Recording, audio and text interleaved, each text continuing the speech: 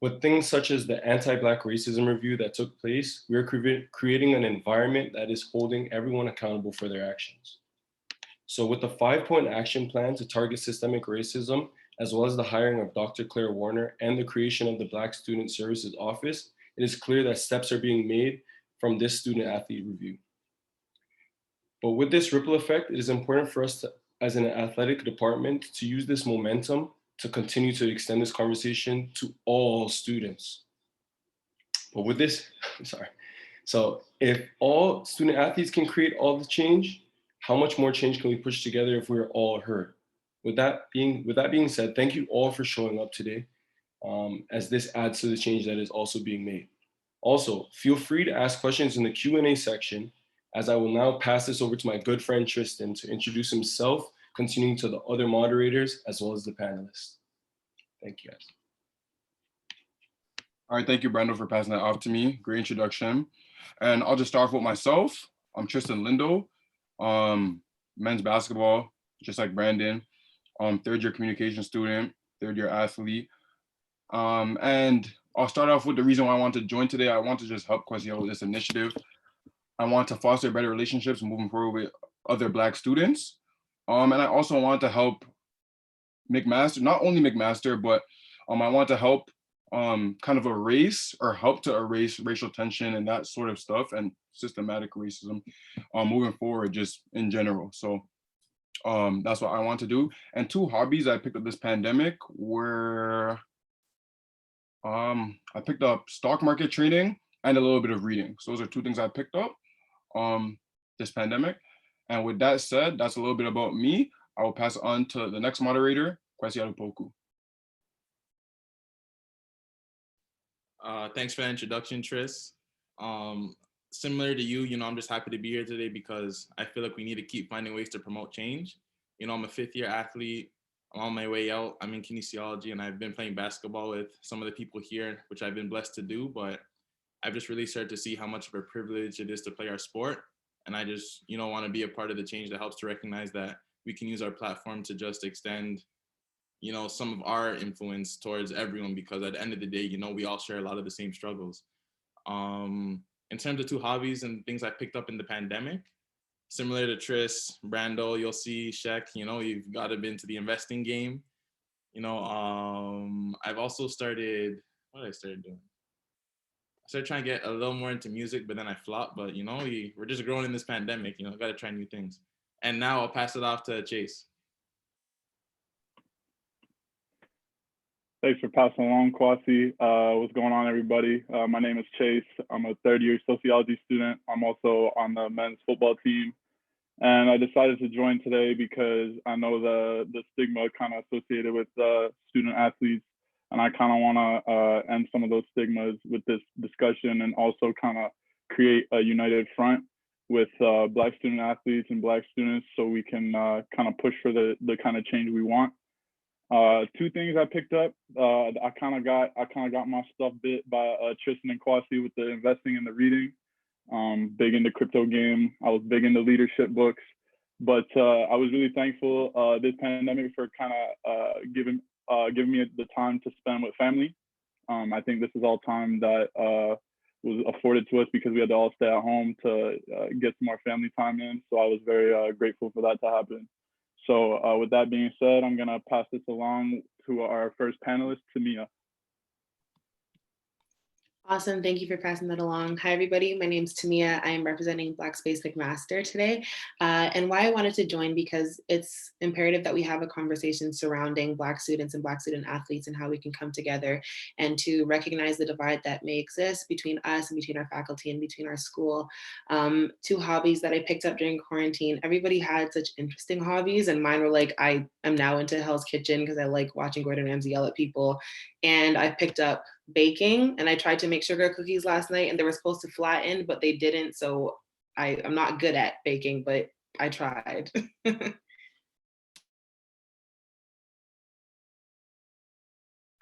You like to pass that along to someone else? Oh yeah, my bad. Sorry. I'll pass it along to Bree. Hi everyone, my name is Brianna and I'm the co-president of Labs McMaster. And I think that it is so important to have this conversation tonight because there is a clear divide between the McMaster Black student body and the McMaster Black athletes. And I feel like there does need to be some sort of bridging to happen, which I hope can be started tonight. And two hobbies that I picked up during quarantine would be cooking. I'm a chef now. And what was my second one? Oh, sewing. I bought a sewing machine. I tried to thread it, it didn't work. So it's been sitting in the corner of my room all quarantine. But yeah. Oh, and I'll pass it on to Obi. Hello, everyone. My name is Obi Faluro. Thanks, Brianna. I'm the vice president of Mac Africans, and this is my third year on the team. I'm a third-year student in health studies and gerontology. And I just want to thank you all again for having me to speak here today. And in regards to the reason I wanted to join, I just wanted to represent my fellow students of African descent, especially in a space where perspectives of Black students, Black athletes with different backgrounds and experiences need to be heard. And similar to what Tamia said, the conversation about inciting transparency and accountability on the part of McMaster University needs to occur in order to facilitate like a more welcoming environment for Black students and athletes, as well as the foundation for changes that need to be made on the school level.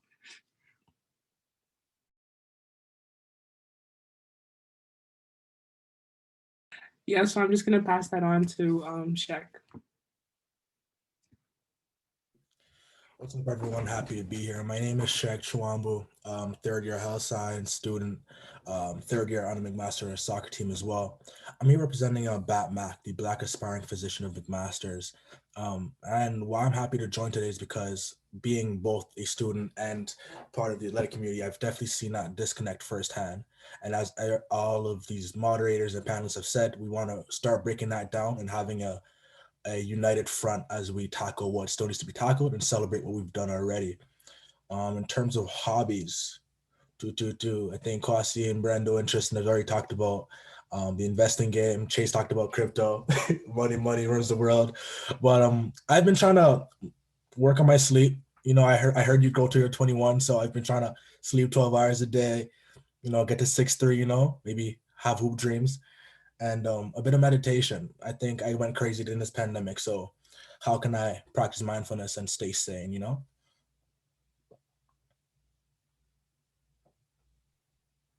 Yeah, for sure. And thank you all to all you panelists for this, giving a little bit about yourselves. And with that, we'll move to the first question. I know a lot of people here may be a little bit confused as to like who is where and what group is this and what is that. So with the first question, I'll get you all to open up a little bit about your club and what you do and what pushed you to join your club. Okay, so I'll start off with Brianna. So yeah, just let us know a little bit about your club and why you joined. All right, so as I mentioned before, I'm the co-president of Labs. That stands for the Law Aspiring Black Students of McMaster. And I actually co-founded it with my other co-president and my vice president, Elizabeth and Nicole. And so the reason why we basically started Labs, because it's only our second year of running, was that we were all a part of the same program. And we realized that there was a lot of underrepresentation within our program. I think besides the three of us and then maybe two other people, like there was just 5 Black people in our entire year. And so whenever we'd go to events and stuff, it was just not very accommodating at all. And so essentially we decided that we wanted to create a space for incoming Black students who want to go into underrepresented fields such as like law, policy and politics. We wanted to be able to make sure that they have the right avenues and resources. So we essentially host events like career panels, and even like forums like this where we can have just open dialogue and talk about what it feels like to be a minority at McMaster. I definitely think that's great because as you said, Black people can be underrepresented in the law field that you are in. So it's great to have a place where people can connect and really push each other to do better. So yeah, I appreciate it. Thank you for that. And next we could move on to Obi. You can let us know a little bit about Mac Africans.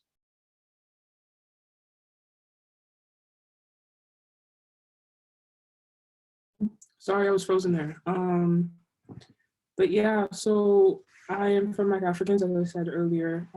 We are a student club that's by students for Africa, from students, for students from Africa that are interested in Africa and that want to connect back to their roots.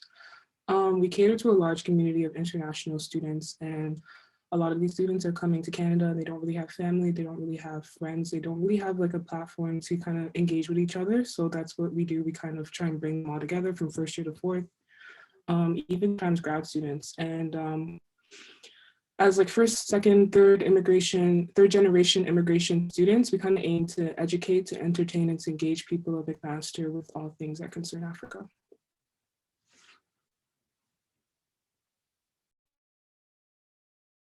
Yeah, I think that initiative is great for sure. Great group. I've obviously known about Mac Africans, one of the biggest groups at McMaster. And you guys are really very inclusive to not only Africans, but all Black people, for sure. So regardless of where we may come from. So thank you for that. And I will move on to Tamia next. Sure. Well, I am representing Black Space McMaster, like I said, and like Bree, this is our second year being an MSU club, and our focus is on the empowerment and fostering collaboration amongst Black women in the McMaster community and the Greater Hamilton community. What inspired me to join is we need a space for Black women to feel safe and to share their stories, their triumphs, as well as their trials with people who look like them, feel like them, and can relate to what they go through on a day-to-day basis.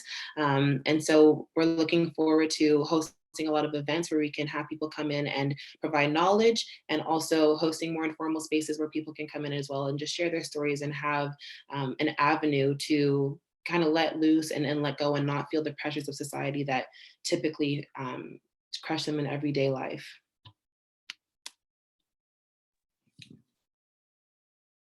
Yes, and as we know, through intersectionality, as a Black woman, she's one of the most oppressed people in this world. So, if not the most. So it's great to have a space like that to really push Black women, have a space for them to connect and feel safe. So thank you.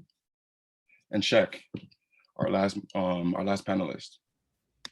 Yeah, a little bit about BATMAC. BATMAC is part of a bigger initiative. It's an umbrella of the community of support that, if I am not mistaken, originated at U of T. And what the community of support says is they recognize the underrepresentation of Black healthcare workers or minority healthcare workers. So they don't only focus on Black students, undergraduate students trying to enter medical school or the healthcare field, but also Indigenous, Asian descent, more specifically Filipino, from what I understand. So this chapter at McMaster started 4 or 5 years ago by a student called Sonia. And what happens is the goal is basically, the ultimate goal is to create a community of support, provide resources, volunteering, co-op, research opportunities for students, and make them feel like they're not alone on this hard journey to the healthcare field. Because we know that racialized, disadvantaged students actually face more barriers in hopes to getting to that field. So we want to have a role in streamlining more minorities into the healthcare field, whether that's a doctor, nurse, research, advocacy, whatever it may be. Part B of that question of why I wanted to join and what motivated me to join. In essence, I was once that kid that came in the first year and didn't see a lot of people that looked like me in the lecture halls, and always felt like I was alone. It was soccer field, library, home, and it was kind of a depressing routine. And I kind of wish I had known BATMAC earlier. And I kind of want to pay out those dues forward because BATMAC helped me find a groove and find a sense of belonging. So hopefully we can do that for more kids and streamline more people entering the field. Yeah, for sure. Like the many groups here that are being represented, your group is another one that has a supportive, uplifting type of mechanism for Black students. And that's great. Personally, I really love what you guys are doing. And yeah, with that said, we'll move on to the next question. I'll give it up to Kwesi for him to do that. All right, thanks for that, Tris. And even when I think about how everyone, kind of gave a brief background into the things they've been doing, I think it's really important to emphasize that, when we're looking at what's happening in 2021, a lot of organizations, a lot of companies are, really putting their feet forward to try and show how they stand in solidarity. But, people here and even clubs they've been running have been keeping that energy for a while. And I think that's something we need to continually acknowledge and respect, because what we're talking about and what we really want is sustenance. And that's the thing these organizations have been showing. But now that we're on the topic, of just this panel from Mac Athletics, I just really want to get into this idea of perception, because as you know, some people have briefly touched on here, you know, there is some kind of disconnect between, you know, the Black student athlete, and even just the athletic department in general in the school. So along with many other goals in the panel, I just feel like acknowledging and talking about this barrier is something that is worth addressing. So I'm gonna ask a two-part question to each of the panelists here, but I guess I'll get it started. The first part of this question is just, what are some things you think the athletic department could do to promote representation? And what are your current perceptions on Black student athletes at McMaster? And I guess I'll start with Tamia for this. Yeah, absolutely. Thank you for that question. And just to echo everything you said about the importance of this discussion. So to answer your first question, or the first part of the question, what are some things the athletic department could do to foster some more representation? And I think I'll take a more logistical approach in terms of how we as students even learn. We're expected to have experiential learning as well as theoretical learning, and that kind of creates a holistic approach to how we understand things, how we understand going through our lives. So I think that if that's also applied to our faculty and to our staff, then real change can be implemented. So I would say that something that could happen to promote representation is to have, yes, those policies in place, and yes, those differences in staffing, but also to have discussions like this and to continue having them to promote that experiential learning, to say, listen, yes, there are words on paper, but these are also people's lives, and this is how they live day to day, and we have to address that. And I think that holistic approach will really allow for the athletic department to understand how important representation is and to promote it in the future. And to answer your second question, or the second part, what are my current perceptions of Black student athletes at MAC? And I'll answer this on a personal note. And I think that I've had a really large disconnect because I didn't have too many perceptions. Kind of the athletes were the people who were like playing the sports and they were amazing and awesome. And then we were the students and we studied, and that was that. And so I've never been tuned into the particular struggles that you may have.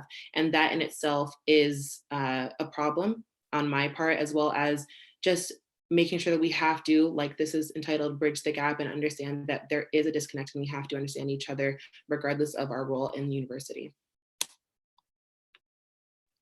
I think you made a lot of really good points there. And even when you just talk about this idea of bridging the gap, which, yeah, I know it's the name of our panel and everything, which is kind of like a pun, but I just feel like it's really important that we continue to have these conversations, because at the end of the day, I feel like even as more people are going to speak, I feel like we're going to see a trend in terms of their perceptions changing the more they actually had the chance to interact with, you know, Black student athletes and everything. And I feel like that lack of communication causes division, which we just really don't need, because we are in this fight, we're in these problems together. So why don't we just, you know, continue to find ways to bridge that gap? And I guess with that said, I will transfer it off to Obi. Yeah, so just like Tamia said, I think continuing to hold the community like the school community accountable for increasing representation, and we've already seen movements forward with that, which just to improve representation of Black individuals in like the academic and career service capacities that are available on campus. But more specifically, and this would apply more to like the athletic side, affirmative action policies should be adopted just to continue to encourage people who are Black to support Black students and athletes, and to give them institutional like role models just to influence and foster Black excellence. And this would be outside of the field or outside of the court. This can be extended to other McMaster affiliated institutions as well, just so that we're bridging the gap between both students and athletes, as well as just the wider school community. And in response to your second question, like my perceptions of Black student athletes, I know that they do suffer from a lot of stereotypes, and they do have opportunity in terms of sports and the athletics as well, but there needs to be more opportunity and more support in other aspects that facilitate like a holistic greatness, as opposed to just that monolithic perspective. Because you see a Black man and you see, okay, well, you know, there are these stereotypes that are put on them, but what about the academic side? You know, I know a lot of you are bright, a lot of you are very, very bright, and we're seeing like coming into university that students aren't really pushed to their full potential. Like I said, in that holistic way, and I think change needs to be made in that perspective. And I like a lot of these things are going to be really great points. I just really want to highlight one fact. You know, when you think about the different clubs we're coming from right now, you know, there's Black Space, there's Mac Africans, there's Labs, there's BatMac, and there's so many more. I think that in itself just goes to show the versatility we naturally have and how multifaceted you are and how multifaceted we all are, because I know me growing up, a lot of people growing up might have just, you watch the NBA in the nighttime and you just see, a bunch of people who look like you, talk like you, and you think, oh, all I could be is a basketball player. But, we continue to realize that we're so much more than that, and that's like another reason we got to keep it pushing. But I'll transfer it over to Brianna.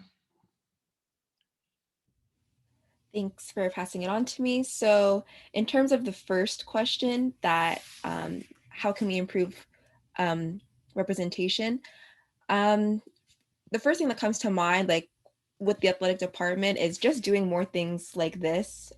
Once again, I'm going to say it again, bridging the gap. I just feel like having conversations like this, showing solidarity with the other Black clubs, and even just making sure that you're acknowledging what's going on. So if you know that there was an incident with a student at MAC or a club at MAC, or even incidents that are happening around the world, just making sure that you acknowledge that as well. I think that you guys have a very well-rounded and wide platform. So just making sure that you're using that to the best of your ability is really all that can be done, because at the end of the day, I feel like this is a McMaster issue as well, not just like an athletic thing. Like, this is a university problem in Canada. And so I feel like just doing what you can to show awareness and solidarity is really all that can be done. And then to reference the second question, which was my perception of Black athletes. It's kind of similar to what Tamia said, where I had a really large disconnect with the athletic student body. And then, so originally my whole perception was just kind of seeing you guys as like the token Black people of McMaster. Like, whenever McMaster wants to seem diverse or inclusive, they kind of go to you guys to kind of be like, look, we have Black people and they're happy. And so I just felt like, and then also like I've had the pleasure of like speaking with certain athletes as well. And one thing that I noticed was that a lot of the issues that were happening, that were mentioned in the athletic review, they never really brought it up. And so for me, it kind of just seemed like maybe you guys weren't having the same experience as like your non-athletic Black counterparts. And so after reading the athletic review, clearly I was like, okay, so you guys are having the exact same experience. And it's not that you're not speaking on it, it's just that you're speaking, but you're not being heard as well. And yeah, if I could, thank you for sharing. You brought a lot of valuable insight. And if I could tie onto your point in terms of the athletic review, that's, what brought us here today. It really just started to spark a lot of actually Fabian Foote brought us here, like big shout out to his courage, but we really just, sorry, student house issues. But damn, that made me lose my point. I'm sorry. I saw a shadow, but can you say that last part of your point again, just so I could, Yeah, I was just saying that I noticed that like whenever I did have conversations with Black athletes, I noticed that a lot of the issues that were mentioned in the review, they didn't really dwell on it or like speak upon it. It was kind of, everything was kind of hush and under wraps, or that's how I perceived it. But I'm realizing that you guys were actually going to faculty and stuff, but you guys were speaking like all this time, but nobody was really hearing you or listening to you or doing anything about it. Okay, yeah, now you're like, PT saying, like, you're right on the money with that, because a lot of us, myself, like I said, I wrote in the review and everything, have had issues, but same with you, the way a lot of times you were worried about not really feeling heard, and you might have even been gaslighted in a lot of instances where your concerns were minimized. I know a lot of athletes have been going through and have went through the same thing, but I'm just happy for these spaces we have now where we could all collectively say, yo, like, this is wrong, like, what's going on here, Yeah, and I guess last but not least, I will pass it over to Shek, especially because Shek is someone who has that experience as an athlete and a student, and he's, bringing that duality to the list of panelists here today. Yeah, if I could just add a little tidbit to what you and Brianna are just talking about, I also think that I've heard a lot of crazy stories. There's a certain type of fear in bringing it out the wrong way or talking about it the wrong way when we weren't being heard. And there's stories that like I've been sworn to secrecy, but I myself would have went and said what's going on here. But that person, probably scared of academics in their future, said, don't do that. So I'm liking this new era that we're in of transparency, holding people accountable, and what we're doing here. So that's just my tidbit on that conversation. In terms of what the athletic department can do, I think social work is dynamic, and we can always recognize what's been done and celebrate it, but we can never stay too long what's been done. It's always about what's next and what has to be done. And as my panelist has mentioned, it's not only a athletic department problem, it's a school problem. But from the athletic standpoint, I think that away from financial aid, away from all of that, I think the most important thing is advocacy. And I think some of my panelists touched on that. Advocacy, because as student athletes and even students, you guys, some people often overlook how proud we are of wearing Marauder colors and that maroon blue. And we go back to our cities and we're like, where do you go to school? Marauder. You see the sweater, yada, yada, yada, boom. But when you represent a school so hard, you want to feel that in your times of down, when you feel down, when you feel oppressed, they're there for you the same way you rep for them. So you don't want to be, I remember in the summer, I was just looking, how many days will it take the athletic department or the school to make a statement? At some point, I think I even tagged the school at some point, like, what's going on? The shot clock's on. I know they probably didn't hear me, they probably didn't see it, but it's kind of like, you want to see a school that you care for, advocate for you. And lastly, what I'm going to say about that as well is that if there will be disciplines about any racial indiscretions, we want to be updated on it. I think we're all above 18, so it's obviously legal. Maybe not names, but at least give us update situations. Because sometimes when things are handled undercover and under the blank, we can take that as you guys are inactive. And we just need that advocacy and that leadership, the same way we rep these maroon colors. There's a second part to that question, which was, I think I'm biased. I can't really answer that about how are athletes perceived. I will just say that I felt it my first 2 years in school, where people often looked at you like, bro, you're not really with us. You don't really know what you're going through because you don't want to speak on issues because of your little perks. And they've hushed you with these little perks and kind of like that sellout type of vibe. And do you really understand what we're going through? Why aren't you speaking? And as Brianna said, we were speaking, weren't being heard. And I want to make it clear to everyone in the audience today and all my panelists that these privileges we do get, I'm not here to deny it, but none of that is enough to keep us quiet about the broader issue, because we're one. And that's what I hope these type of series will start doing.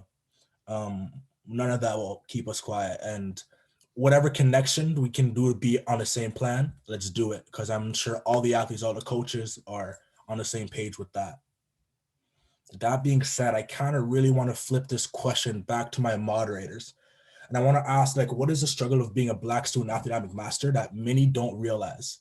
And if I could probably name someone, I want to start with Chase, and then you can pass it on to another moderator if you want. Thanks for flipping that on us, because I think that's the point. I think that's why we're all gathered here today, is to kind of present a united front and kind of break down those walls and those stigmas of kind of the student athlete and the perception that we have like a higher status than the rest of the students, and we have more privileges, and we can get away with certain things. But I've always been someone who struggled with kind of being a mixed race kid and not having that guidance because of the complexion of my skin. It's always been something I've had to deal with. And coming to McMaster, I was being told all these privileges I'm going to get. And then, over the summer, I had a little instance where I was harassed by law enforcement. And it's an event like that happens in kind of like the real world, where you kind of get put in your place, like socially. And in that event, like I definitely was stereotyped and harassed because of my race. And you go to school and you're a student athlete and you're given kind of like these privileges, and you say like you're kind of like the kings of the castle, people will know you and stuff like that. But all that was kind of like thrown out, and none of that privilege was realized. None of that opportunity was realized, because I was during that situation, I was none of those things in his eyes. I wasn't a McMaster Marauder. I wasn't a student. I was just a Black man to him. So it was kind of like a sobering reminder of who I really am to certain people. And with that, I'm gonna pass that along to Tristan. Crazy story you just told us about, Chase. Obviously, the experience you had very well happens in Canada as well. So I feel like also sometimes we may feel safe from it, or it doesn't happen in Canada. Canada's different. But I mean, the sad part about it is it can happen anywhere. I'm sorry that you had to go through that, but I'm happy we can be here facilitating this event to help us move forward in a sense. It may not be in regard to law enforcement, but at least we can do something that we have power to do. So moving forward with that, a struggle of being a Black student athlete at McMaster, I'd have to say, it's not necessarily like, this isn't necessarily a McMaster problem. I feel like it's a bigger problem as far as institutions go. And it kind of touches on Obi's point from before, where I feel like as though a lot of Black student athletes are just put into a box of being an athlete. I feel as though we're not supported or we're not pushed in other avenues of life, like she said. And I feel like this stems even from high school. Sometimes even me personally, and I've known people as well that had the same experiences, guidance counselors in high school are trying to tell you that they feel like maybe you're not ready for academic courses. I don't know if you can take this, it might be too hard for you. And I feel like stuff like that are just seeds that are being planted in your brain. And now as a Black student athlete, you're thinking, oh, maybe I'm just a basketball player. Maybe I can't do this. Maybe I can't be a law student. Maybe I can't be an engineer. And I feel like that's a big challenge that Black student athletes go through, because obviously, like we touched on before, we're more than athletes. We can do a lot of different things. We're versatile. And so I think that's a big challenge, being put in a box for sure. But yeah, I guess I'll pass that back to Kwesi so you can answer. And to be honest, before I get into my experiences, I just want to add to Tris's point, because like me, Tris, Brando, like we all live in the same crib, so we've had this conversation before, but it's just really crazy to think sometimes, that when you're in grade 8 or 9, I think you're 12, 13, 14, I can't even remember, but you're pretty much in this place to make a decision that will really impact the rest of your life. Because I remember wanting to do applied just because it seemed easier, and I'm like, oh, if it's easier, I'll get higher marks, then I'll be good, but looking back, if I didn't just decide to do academic, or like, I think I was in the gifted program, so I like naturally had to go that way. But if I chose applied because it was easier, then I really wouldn't be in this space. And if I take a step back and think, how many more, Black students are being misled by guidance counselors who don't see a light in them and being led astray, And yeah, I just wanted to touch on that. I'm not sure if any other panelist or moderator has any points that may have come to mind before I get into my point, or. Lately, I kind of think it's kind of crazy how there's kind of a funneling effect. You see kids that have the academic ability to take that academic path, but are already stereotyped and just prejudiced. And you see all of people that look like us, athletes or not, but it's more likely with athletes, to be put in that apply stream because I don't want to deal with it, or I don't want that headache. And that's when you see that when you get to the university point, even if you want to increase representation, is there enough qualified people? I think there is, but there still needs to be an action at the high school level. No, I wholeheartedly agree, because I feel like there's a lot of these subtle ways in which we are led to believe that, we are lesser than. And if anyone here can relate, I think about how, with the way I speak at times, I like vividly remember this conversation, and it was grade 10, just one guy really just trying to convince me that because of how I speak and because of what my vocabulary is, like I sound white.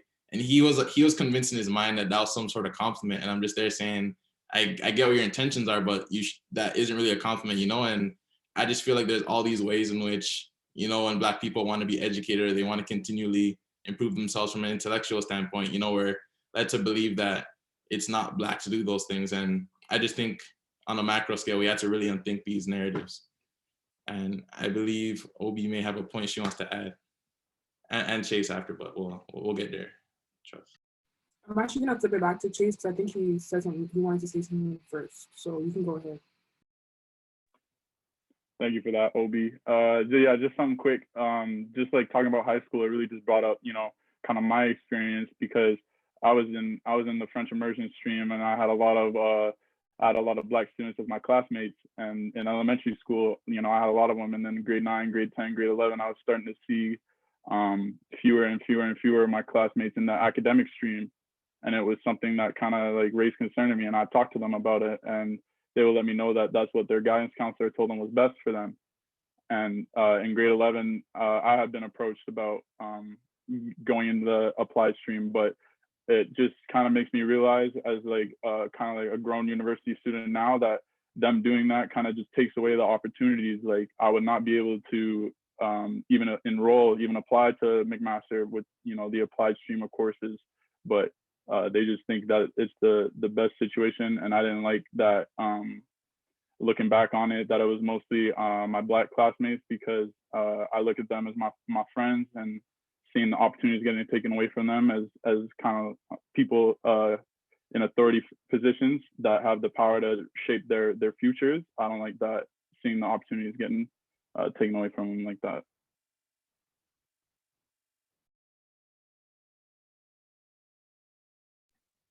Yeah, nah, it's just really sad to think about when you break it down, how these choices that, because I just really stand by the fact that, being 12 or 13 and having to make these life-changing decisions when, you don't even really know what you want to have for breakfast that day. I just think it really goes to show the society we're in that could really perpetuate this idea of just continually being put at a disadvantage.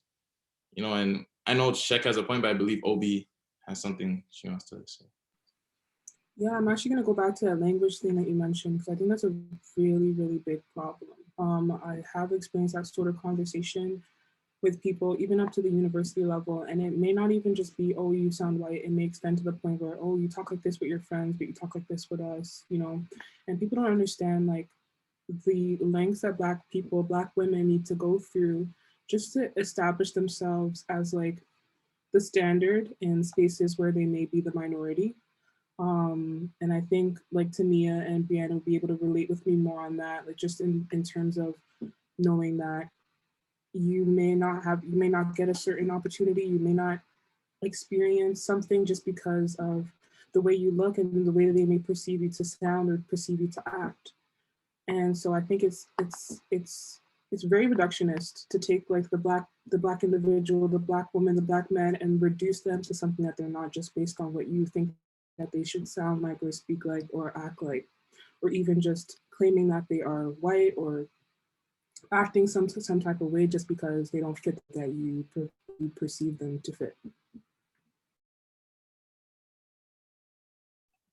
That's a really great point, because it almost feels like you have to be, because I don't relate to your experience as a Black woman and everything. I can only empathize, but it almost seems like with being Black, you have to be, twice as prepared for things you do. And then when you add on top of that, just like being a woman, it's like you have to multiply that by 2 or 3. And then it's just having to be like 6 times as perfect just for the same opportunity. And just, it shouldn't even have to be such a misbalance for you to have that same kind of opportunity. Like, yeah, I guess I'll just add it to Shek over there. Yeah, I know we gotta move on, but I think there's a quick point about this.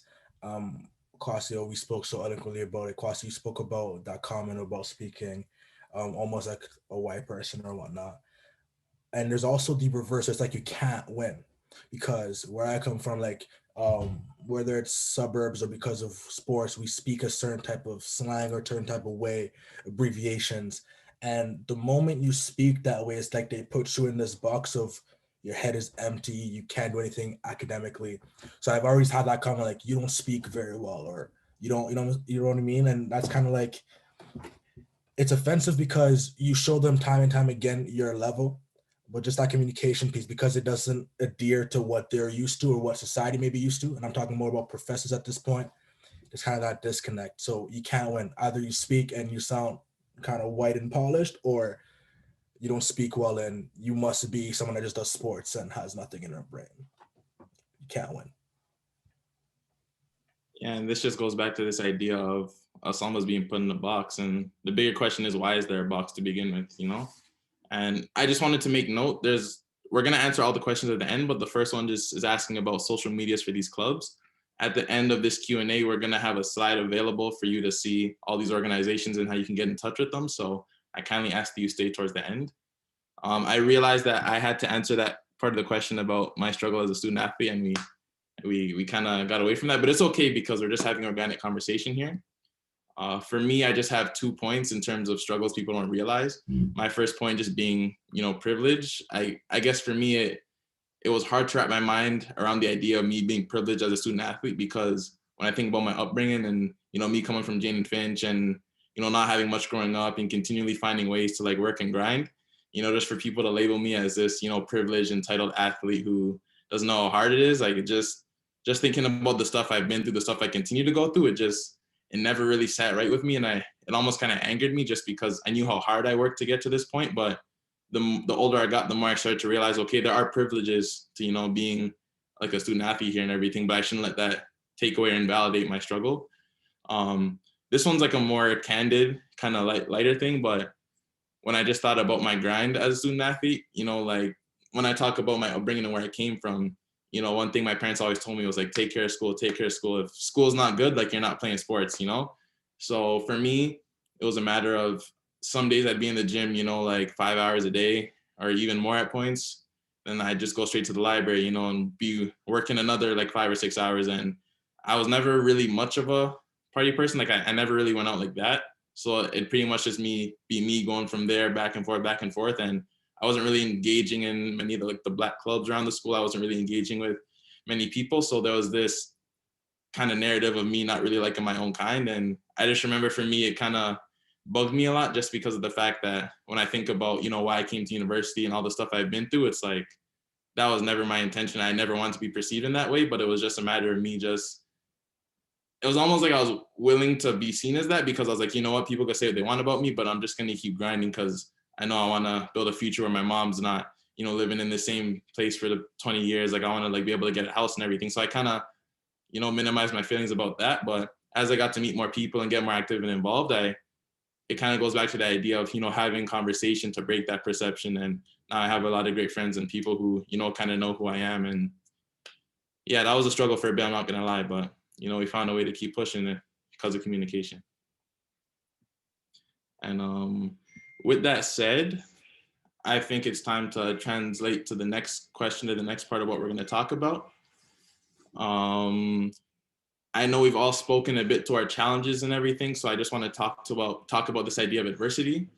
So I guess right now I want to start with Tamia, but I just really wanted to think about and ask, with what Fabian Foote did, to speak to his adversity to trigger this change. I know there are a lot of experiences and a lot of moments that you may feel should get more attention. So starting with you, I just really want to know, what are some experiences that you or someone have gone through that you believe deserve much more of a response? Yeah, absolutely. And the conversation prior to this question was phenomenal. I knew we had to move on, so I didn't want to interject, but quickly before I answer the question, I just wanted to echo what Obi was saying about how sometimes it's assumed, and Shek actually, it's assumed that Black identity is rooted in other race or other ethnicities. And to echo again that Black identity stands on its own in whatever we want it to be. And I think that's really important to get out there. And so to answer your question about my personal experiences, I'll answer it briefly on my experience, and I'll tie it into how it could possibly relate back to Black student athletes. And I'm sure some of you have a story about this as well. But when I was in my first year and leading into my second year, I was the only Black person in my friend group. And it was other people of color, but they weren't Black, but they felt comfortable using the N-word. And being the person who was the only Black person, and I felt that if I spoke up about it, I'd be ridiculed or I'd get made fun of and say I'm too sensitive. And so I didn't speak up, and it just kept happening.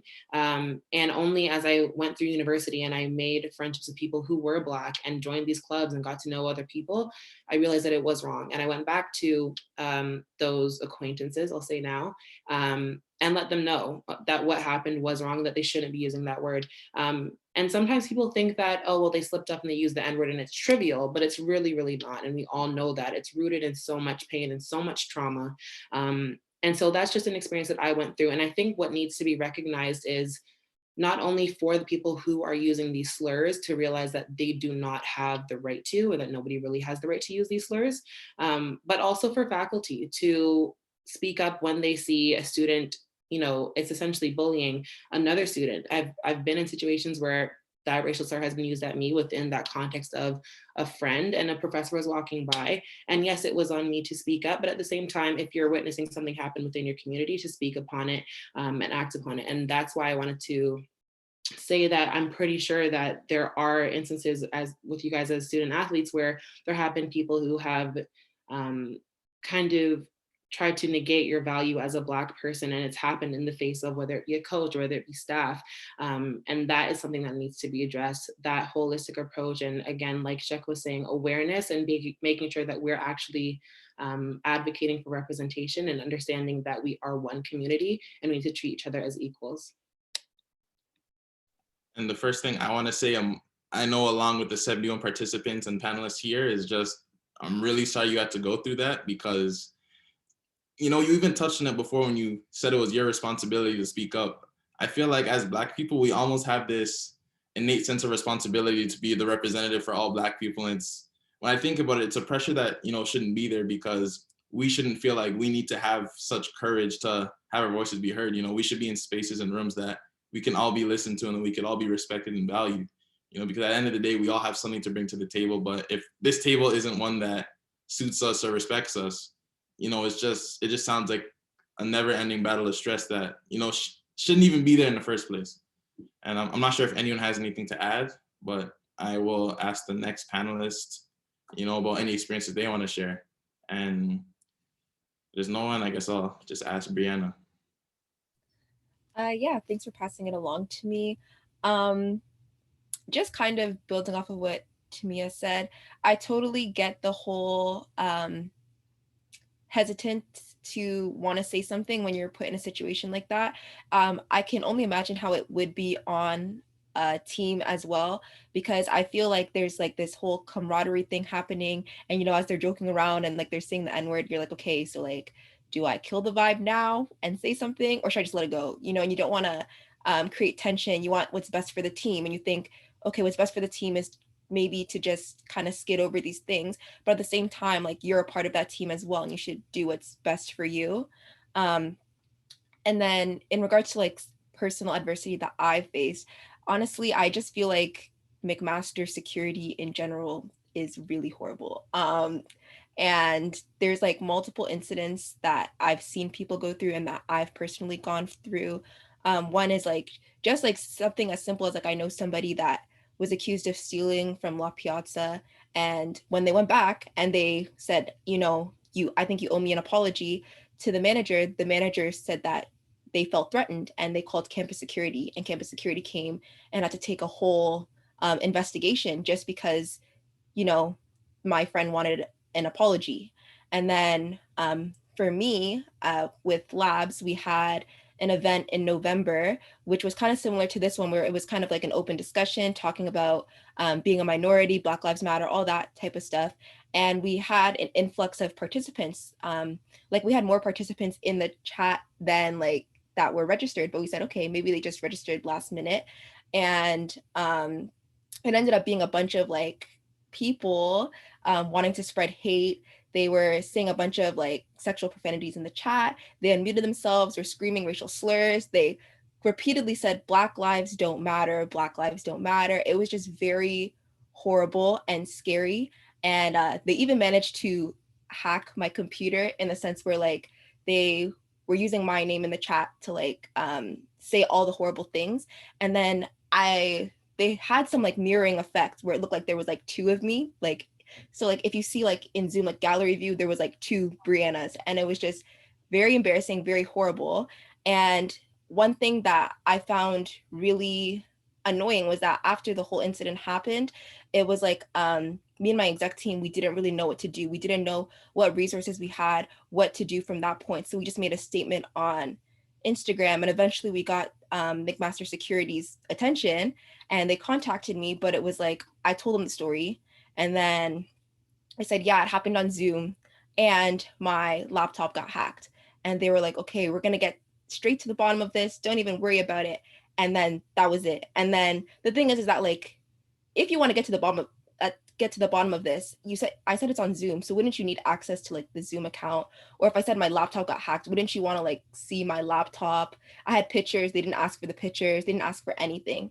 And then it was 3 weeks later that they were like, yeah, we tried our best, couldn't do anything about it, sorry. And like, I just feel like even if the participants that did hack my account and stuff weren't McMaster students, McMaster knows that there's over 300 clubs at McMaster who are online now. You should have created a safer forum, or at least have released some form of like guidelines on how to be safe on Zoom, how to be safe online, because they need to realize that Black clubs are not regular clubs. People want to see our downfall just because we're focused, we're Black focused. And so that's my personal tidbit. Sorry, that was a lot.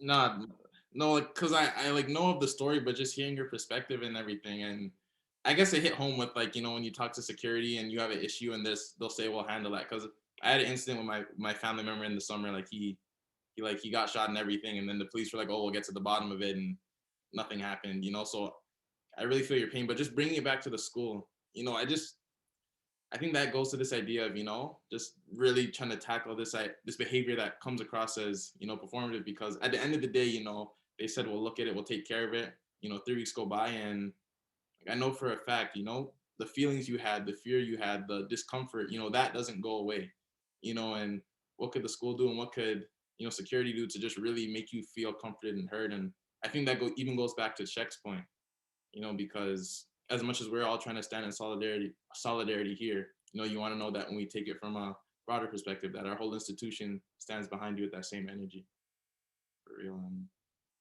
yeah, that was heavy, but I guess right now I'll pass it to Obi.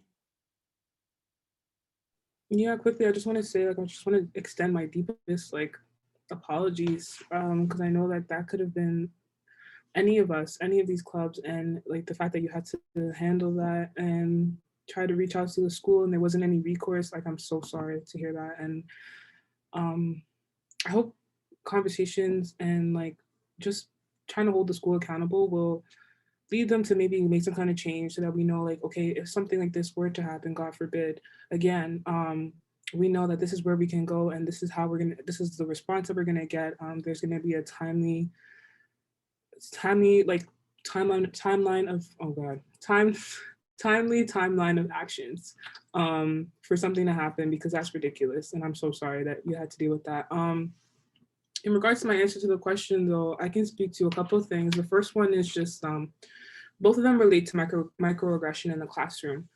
And for me personally, and I know a lot of other, well, since I'm speaking from like the Mac Africans perspective, it's just like from failing to pronounce names properly, or just offering to reduce someone's name that was given by your parents to like a kitschy nickname that's just out of convenience, you know?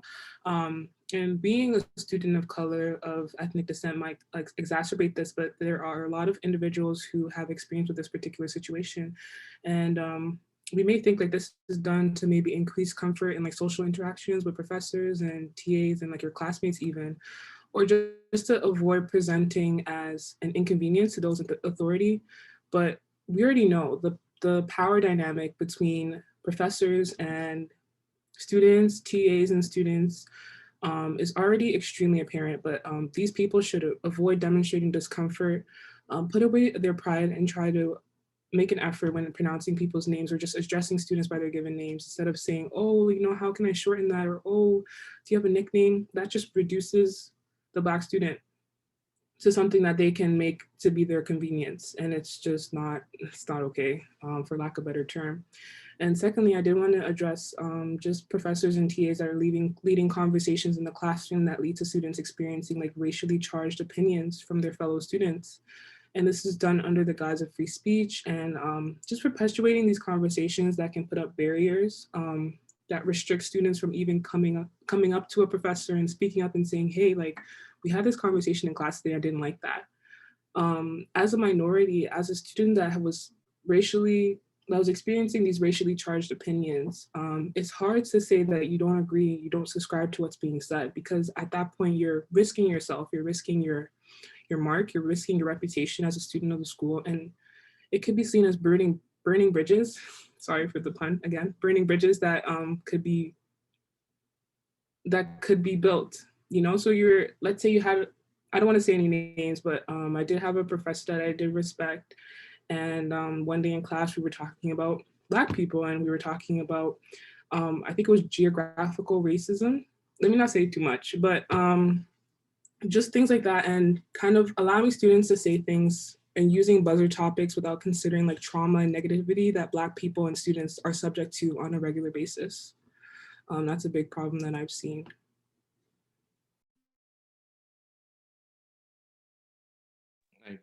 I guess for some reason, you saying a professor you did respect, that really stood out to me, because it just went to show that when the moment came, you know, that respect was lost because you felt like it wasn't reciprocated towards you.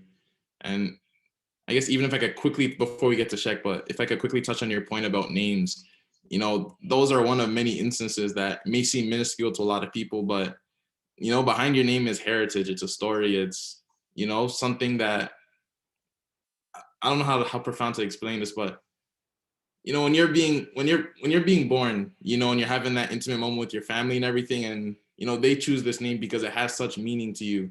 You don't want to, you know, grow up. It almost feels like you're just honoring your parents by, you know, being in class and they just say, oh, I can't think of a name right now, but you know, I know what you talk about when they just try to shorten your name for no reason. Like, no, like I was given this name for a reason, so please respect that. You know, and I guess right now I'll just give it to Shek. So many good points, and I'm gonna touch a lot of bases, but I'm gonna do it kind of not rapidly, but just you guys did such a good job covering a lot of them.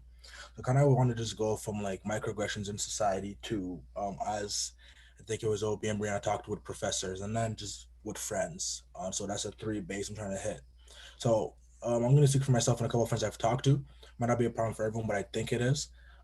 Think about a time before COVID, and I'm talking to the panelists and my moderators and anyone in the crowd. Think about a time before COVID. You're in Hamilton. You're walking outside. It can be 10 a.m., 3 p.m., or 7 p.m., and you see that white Hamilton citizen see you from 300 meters away and say, you know what? Let me cross the road. And let me make it obvious that I'm crossing the road because I am scared of you. And that seems very small, but what are we teaching our minorities here? And I understand that for many citizens, it's like I'm generally scared because people get, I guess, their purchase snatched or something's happened. But you can't generalize it to an entire society of minorities.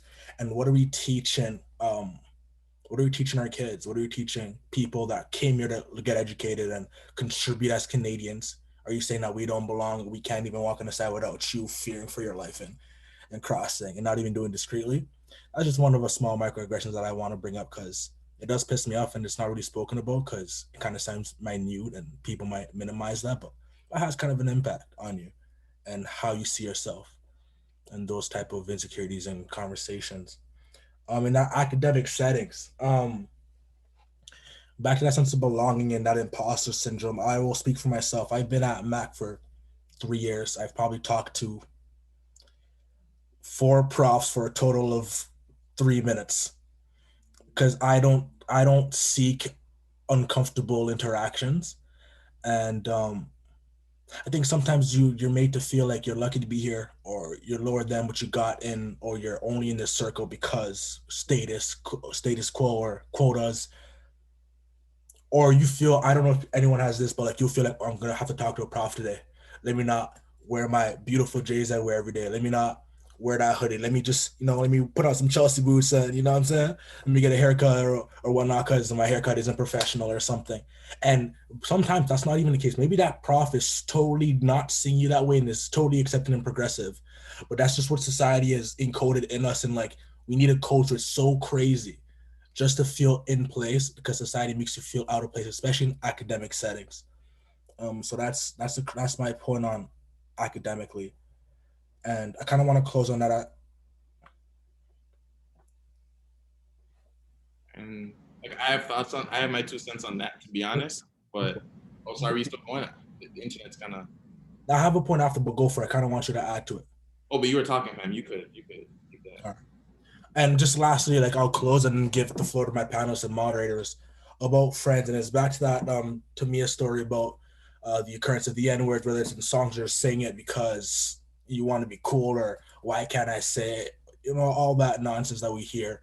And definitely someone mentioned in team dynamics. One of my biggest regrets, like first year, you're a rookie, you kind of see upper year Black people on your team kind of allow it. And you're thinking like, I was raised different. Like, this is not cool, but let me not make enemies. I mean, I can fight, but is that really what I'm trying to do here as a rookie? Like should I let it slide? And then I kind of bites at you. I went back and talked about that. But you'll also have friends. And one point about why people often ask, why didn't you do anything, is because when you're truly with people you consider friends, you don't have your guard up. That's the whole point of being with friends. You don't have a guard.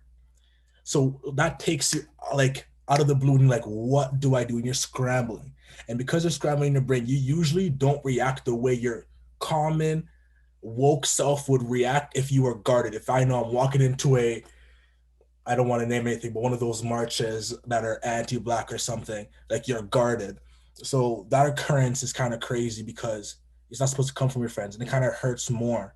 And let's say it's said by a friend that you don't respect that much, but you have a closer friend that doesn't say anything when that happens, that hurts the most, because you're like, to not have conscious hatred about a Black person is good, fine. But part of being progressive is also advocating and saying, this is how you made my minority friend feel, and I can't stand here and make him think that I could condone this in any way. So just because you don't have that conscious hatred doesn't mean you're out of the blue. It's part of that advocacy and talking forward. And lastly, for the point of me, you having a Black friend does not make you not racist. That's what I'm gonna say there, because I've heard that too much, and it's kind of pissing me off. And Kwasi kind of mentioned it, like when you get into third year, you're done with all the role playing. You're done with all the, let me just get in where I fit in. You get to know yourself, and you get unapologetic about stuff. So I'm here to talk today. The way you lean back after you said everything said it all, man. I don't know, that Black friend line, that one I've heard since high school, and it used to work on me. Like, I'd hear that, then I'm like, okay, that's valid. But as I started to get more of an education, I'm like, okay, like that's not it. There's a lot more that you need to do before you can act how you shouldn't even be acting like that. What am I saying? But I noticed Obi had a point, and then we'll drop it to me. Like, the conversation was just flowing and my thoughts just kind of flew out my head. So I'm just gonna pass on this one because I don't remember what I was gonna say. It's all good. I know those ones. I had a point about how I noticed I cross the street now preemptively when I see like people at night, because I know I'm like a 6'5" guy and it's scary and everything. So I just wanted to add that from Shaq's point. You reminded me that I had that. But I'll give it to Tamia now.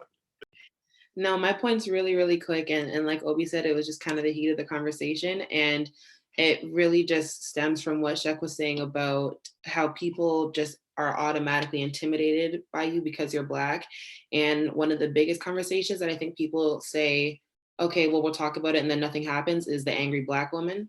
And that right there is just, right. So I just wanted to say that I don't know why. I know why, but there shouldn't be room for people to make inferences just because of the way you look, like Shek was saying. And there is something that about the Black woman that people tend to stand off. They tend to feel like we're too abrasive, that we're too aggressive. And one of the experiences that I've gone through is I had met somebody the first time I met them, and they said, oh, well, I saw you a couple years ago on campus and you were just walking by, but you really intimidated me. And I said, well, I've never spoken to you. I don't know you. And so I feel like I saw Bree and Obi shaking your heads, and I feel like you might have something to add to this if you'd like, but I just wanted to bring it up. That whole angry Black woman fad, it needs to stop because it's rooted in absolutely nothing. It's literally rooted in nothing. If you feel a certain way about somebody, that's your own problem. It has nothing to do with them.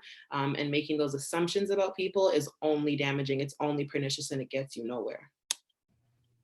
Yeah, if I can just quickly add to that, this kind of connects to what Kwesi was saying as well, but like of how he like crosses the street at night because he knows how he's perceived.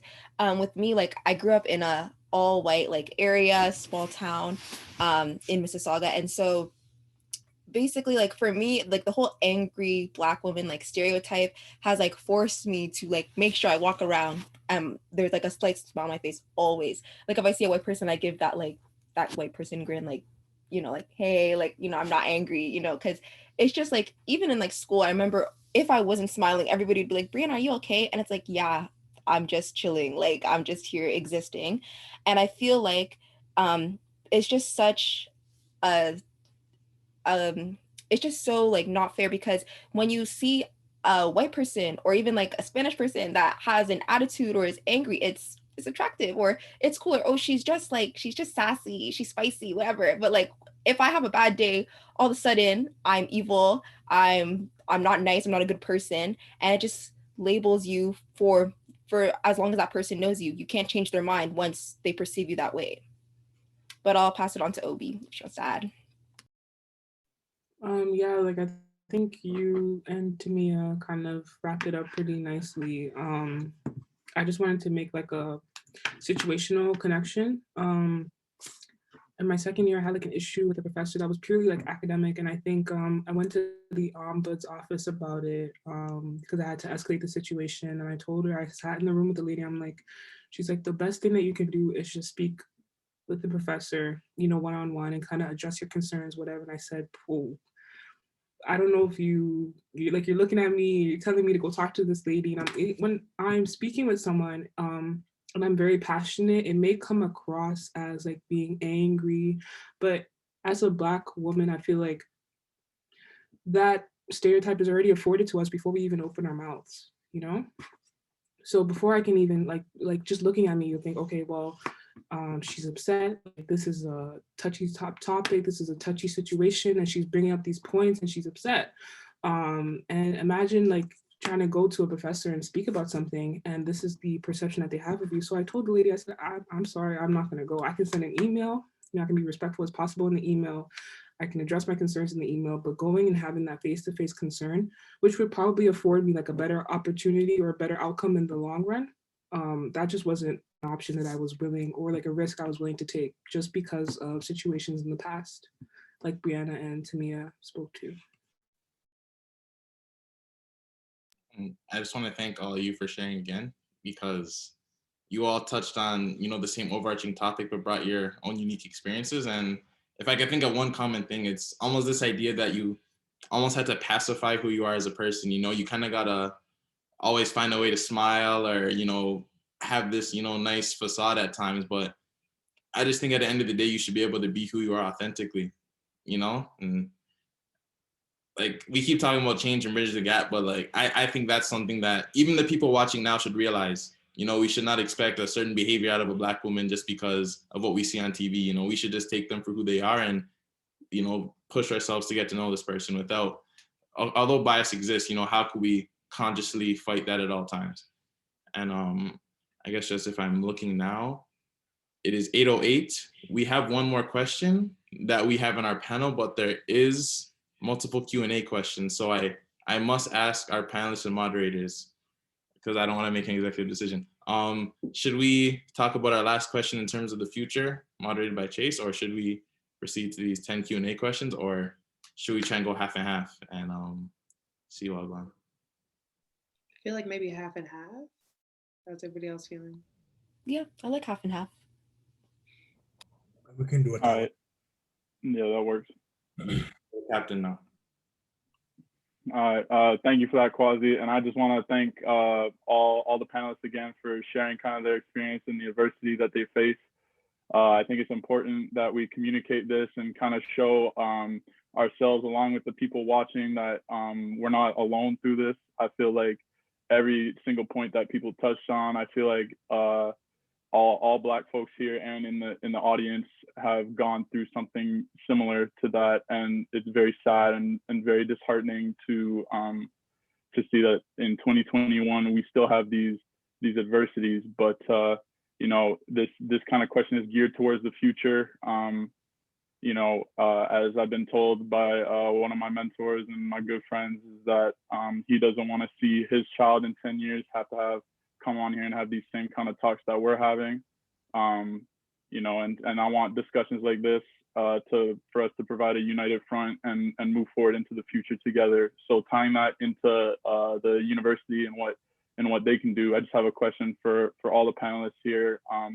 What can McMaster Athletics, be it the students, the coaches, the department in general, what can we do to support the regular Black students and the clubs to ensure that we have more support for the Black community? I know that as much as there was a lot of good that came out of the Black Athlete Systematic Review, I know that rubbed kind of the regular student the wrong way, because it was seen as something like, oh, the athletes, they're privileged, they were afforded this because they are the athletes, and there's stuff that the regular Black student goes through every day. So I just want to get your guys' opinion on just how we can pose that united front and move forward together and get the change that we want to see in our community. And I'll start that off with Obi.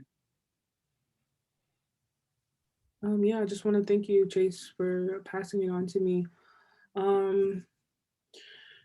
In regard to McMaster Athletics, I feel like just being more active in initiatives that relate to Black students. A lot of us don't have bigger platforms. A lot of us are newer, Labs, Black Space, and I feel like just drawing attention to these clubs and these initiatives that they're doing, promoting the events to a sector of students that we wouldn't otherwise be reaching. I know a lot of people will start at school, like even people that I know at McMaster, and the first thing they do, okay, McMaster basketball, McMaster football, when are we going to the games? When are we doing this? When are we doing that?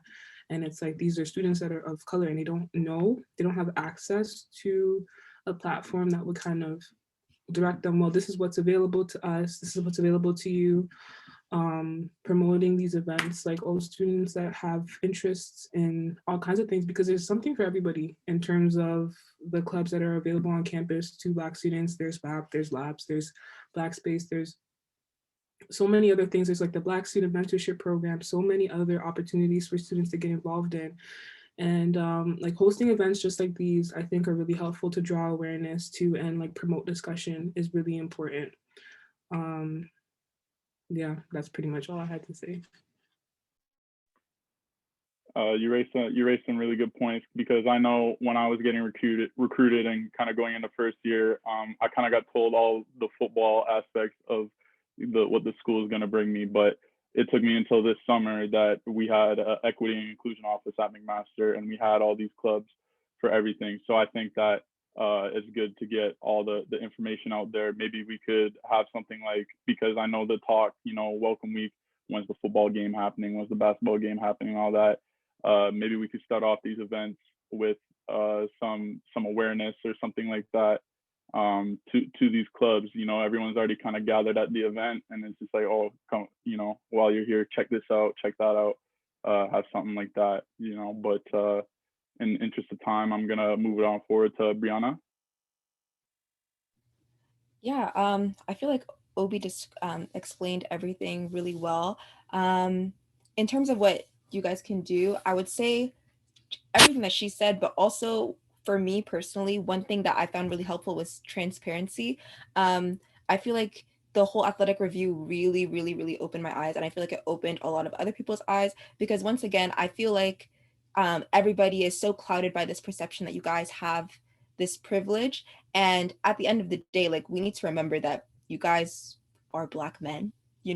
As soon as you step off campus, you're not an athlete anymore, you're just a Black man, and that's all people see you as, and you get treated as such.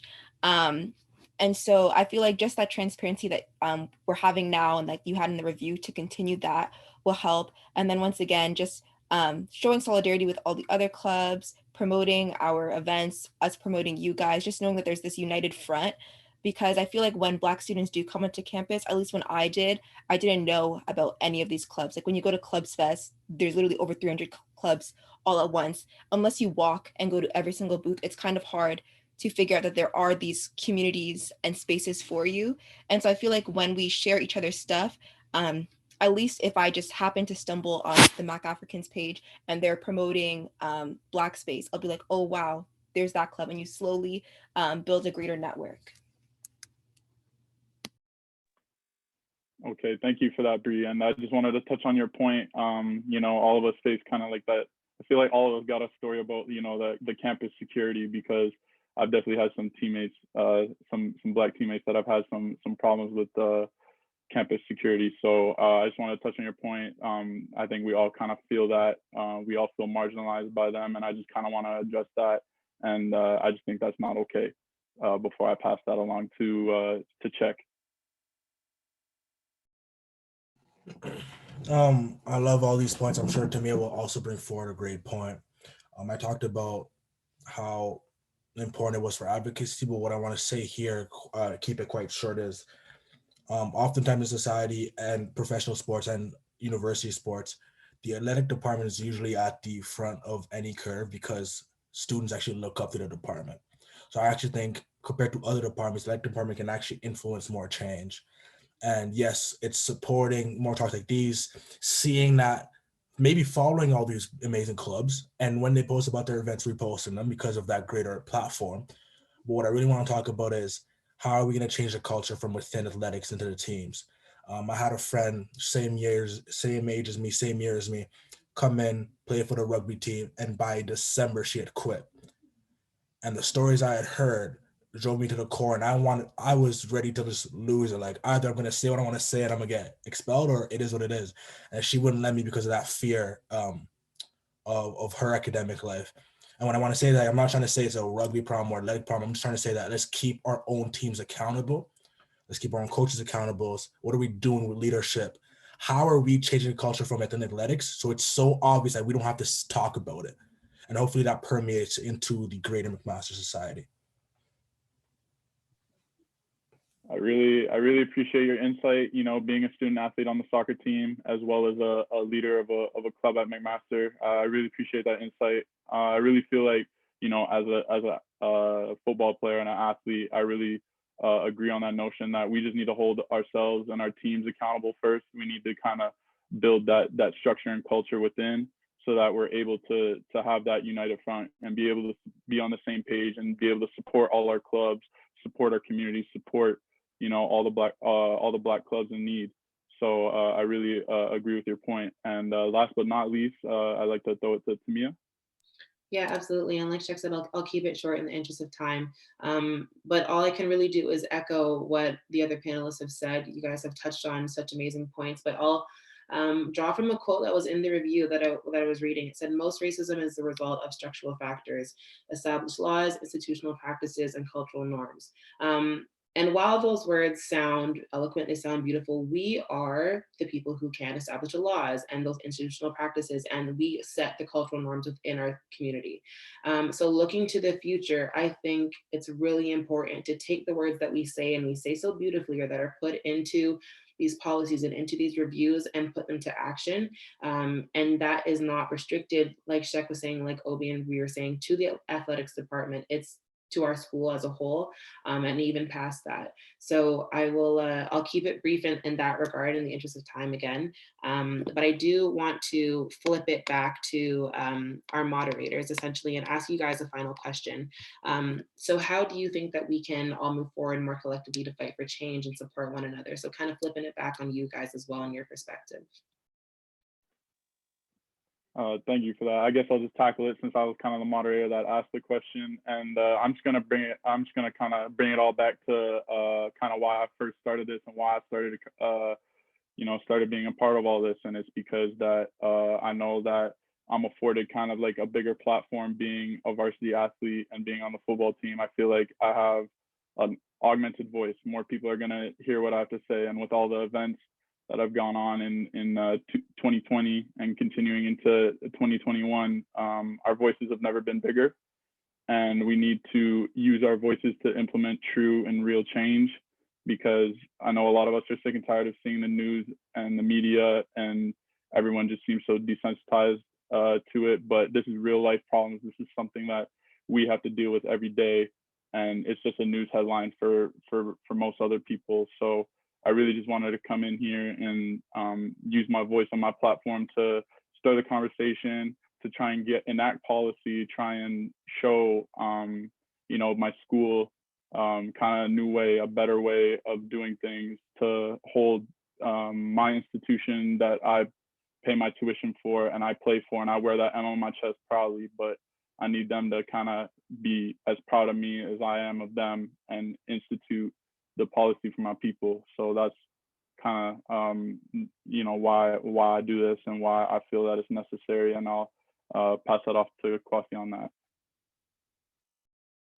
Thanks for sharing that, Chase. And like everyone said here, I'm gonna keep it mad short because I've been talking a lot. But if I could just think about one thing, I just really break it down to this idea of compassion.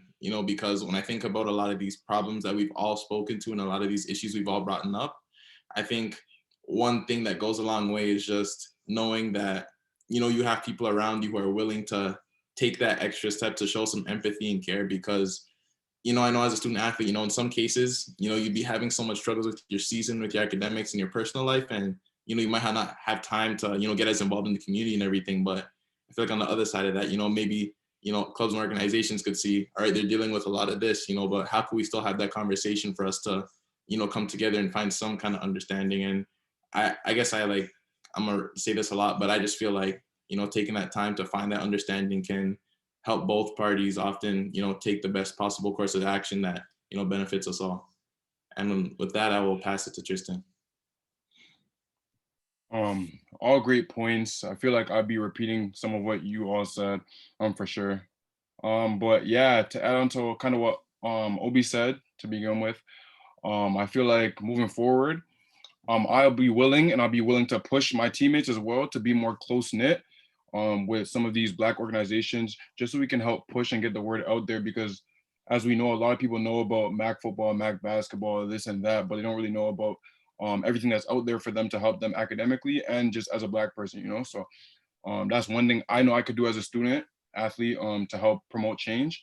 And I feel like on the side of the department, I feel like it wouldn't hurt to have more representation as a Black student athlete, to have more representation in the department, because I feel like it's always nice to be able to know that you can feel more comfortable talking to someone who can relate to what you go through on a daily, So yeah, to keep it short, that's what I would say, a little bit more representation in the athletic department for Black people, and just being more close knit with all the Black clubs, just to help push and create solidarity amongst all Black people at school. So.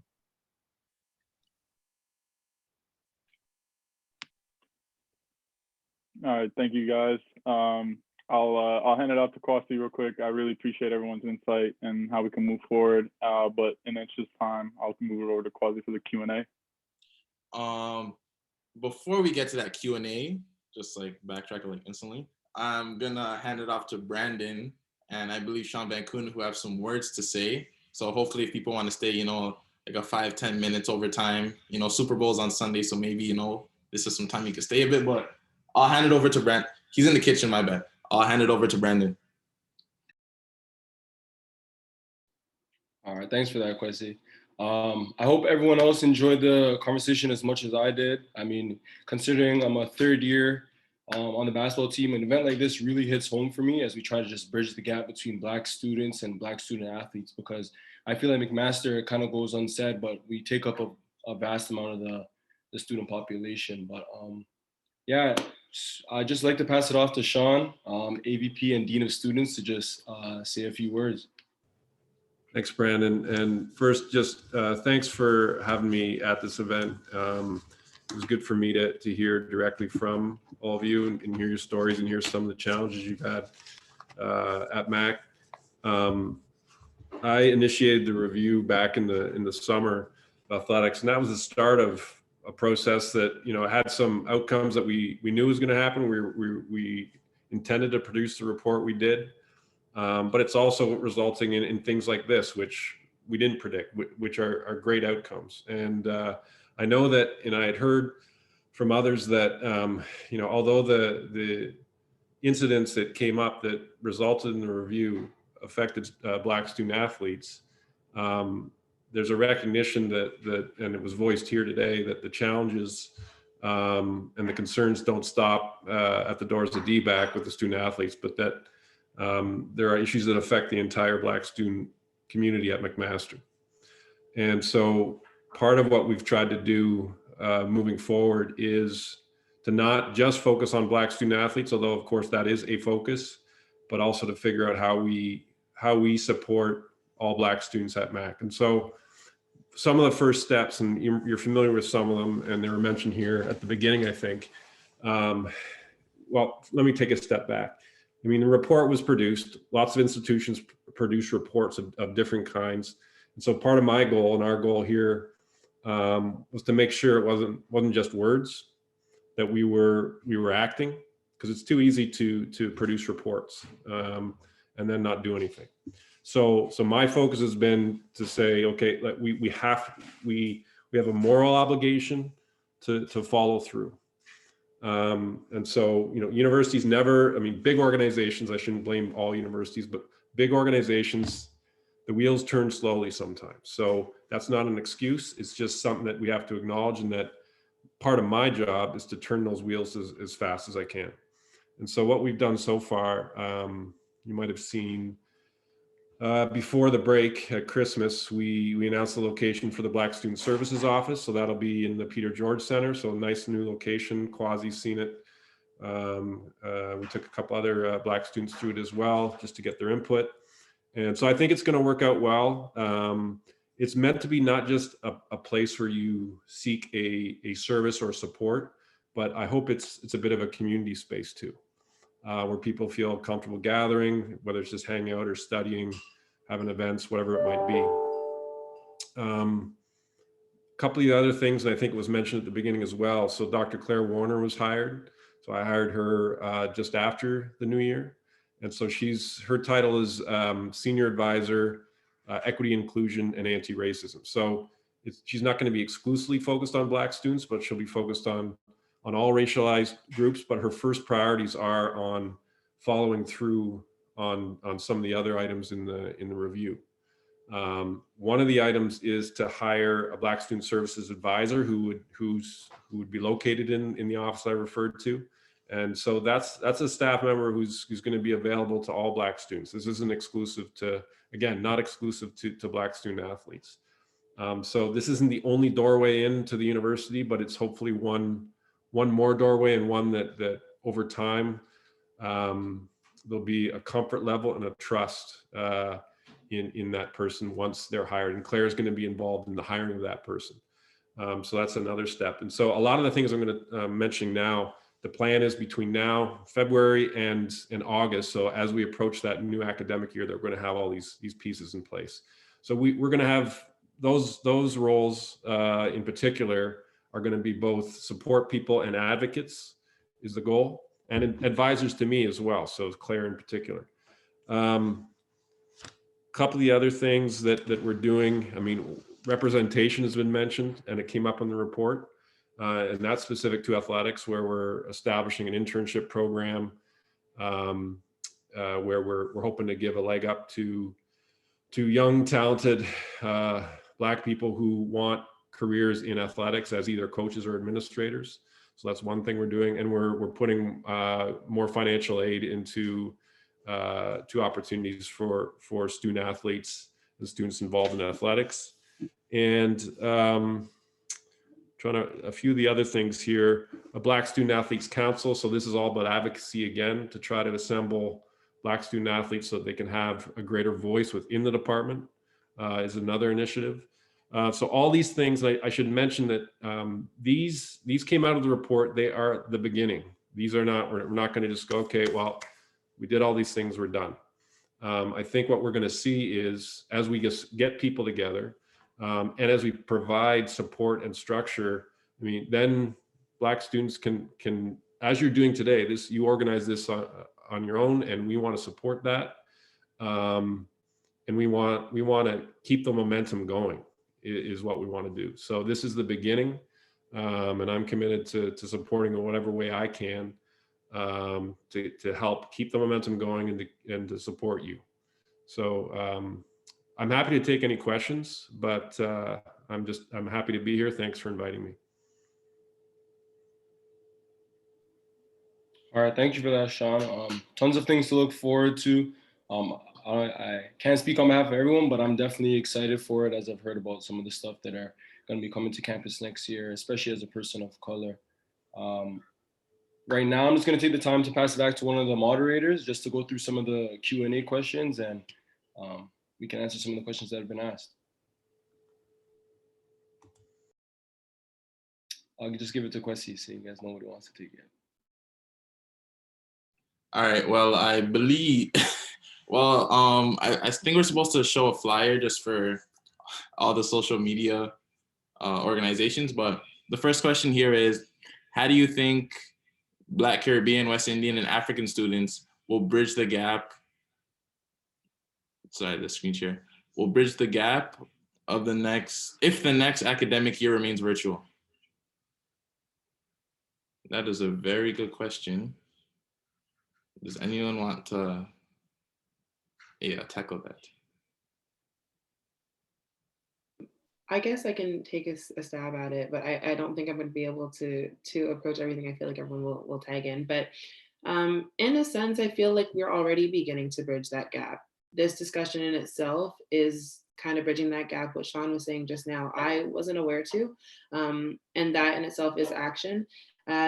If the school year remains academic, as we've seen, or I don't know if anyone else has been to some of the events that some of these schools are putting on, but we've been finding a way to host events and to stay engaged with the community, with other people who want to know more. And I think that, like Bree was saying, the support that can come, and like Obi was saying, from the school will only aid us in trying to bridge that gap. I think because we have, we've charged up so much, especially based on last summer, that we have so many things to say, and now we can say it in a space where we're not as scared, or we weren't as intimidated. So I think that, based on the fact that we are already trying to do as much as we can, that can only progress. It can only go up from there. But if anyone else wants to tackle that question, please.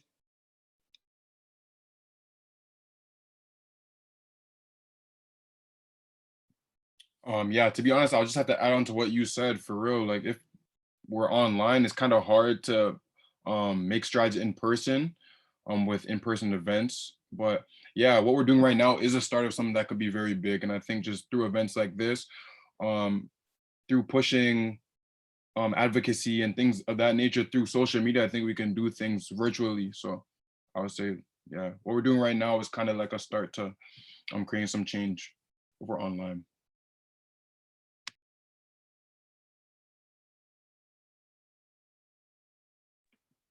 There's a question here that I kind of want to get into, because it deals with kind of the mental health aspect of this all, and we've all kind of touched on it a little bit. It says here, when dealing with emotions like frustration or anger, do you feel as if society feels the need to suppress your emotions quicker and faster than the average person? And if so, how do you cope and deal with that? So I know a lot of us touched in on it with the professors, and touched on it with the gaslighting and all that. So if anyone wants to take that, feel free.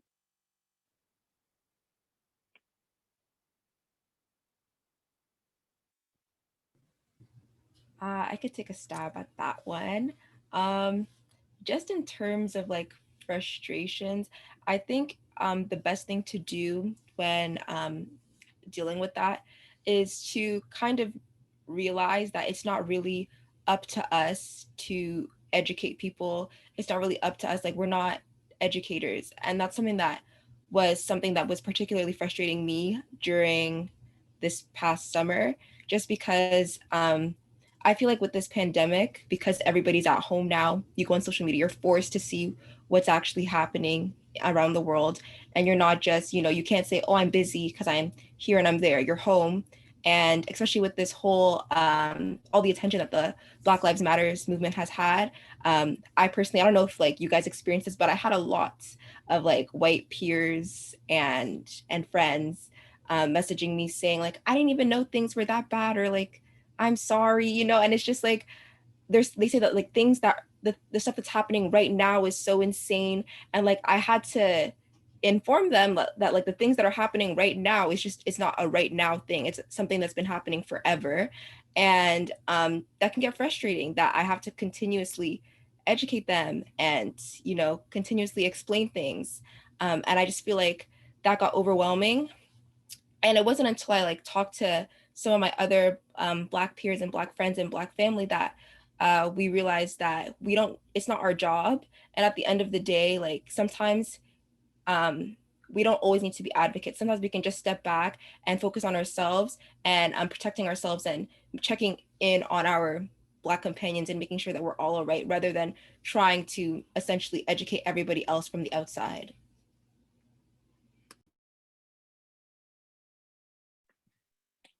Yeah, and to add on to your point there, to the question of how we deal with emotions and how we are suppressed, I feel like as Black people, we definitely are suppressed.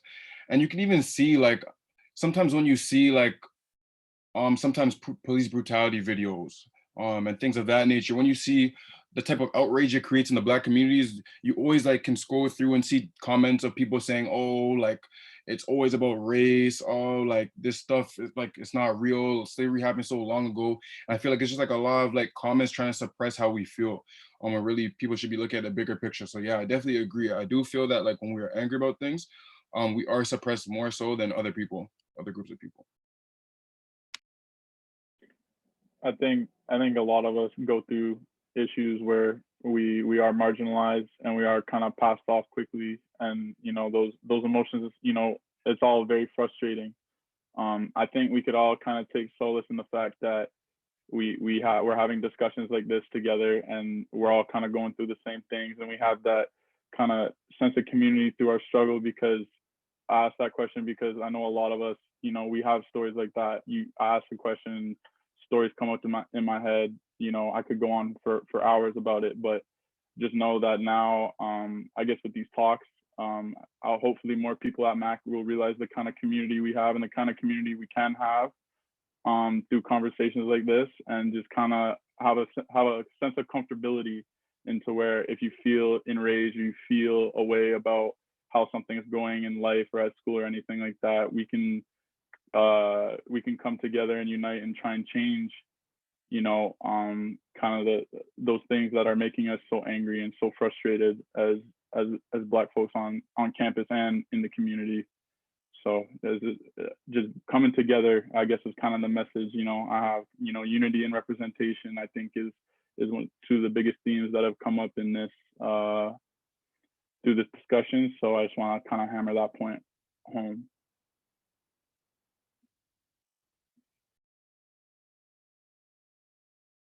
I guess I can answer one of these questions that I saw, and then I'll give the floor to Obi as well. If we can just pivot away from that. I saw a question here about the EABA. So I don't know if there's an EABA in terms of rec. The only EABA I know is part of the Equitable Admission for Black Applicants in Health Sciences program. I just don't know if there's another EABA that I'm missing, and that's what we're talking about here. Does anyone know?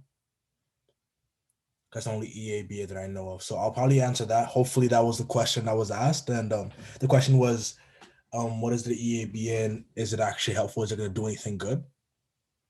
Okay, I think it's just the BHC one. Yeah, that's what I figured as well.